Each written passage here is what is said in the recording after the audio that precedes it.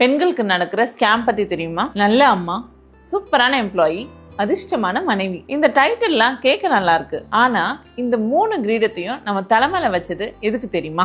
அதுதான் greatest scam of the century. நம்மள multi tasking குவீன்னு புகழ்ந்து ஒர்க்ல எக்ஸல் பண்ணணும், வீடை கிளீனா வச்சுக்கணும், பிள்ளைங்களை கோல்ட் மெடலிஸ்ட் ஆக்கணும். இது எல்லாமே உமனோட பொறுப்பு தானே. யார் நம்ம மேல திணிச்சது?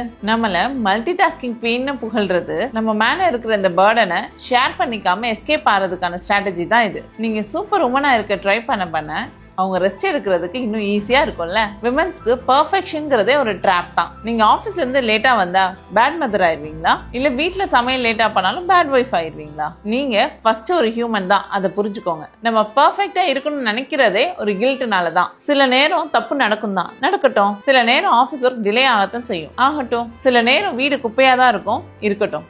It's okay. உங்களை நீங்களே கில்ட்டியா ஃபீல் பண்றத ஸ்டாப் பண்ணுங்க. இம்பர்ஃபெக்டா இருக்கிறத அக்செப்ட் பண்ணுங்க. சூப்பர் உமனா இருக்கணுங்கிறதெல்லாம் அவசியம் இல்லை. உங்களுக்கு நீங்க சாட்டிஸ்ஃபைடு உமனா இருந்தாலே போதும்.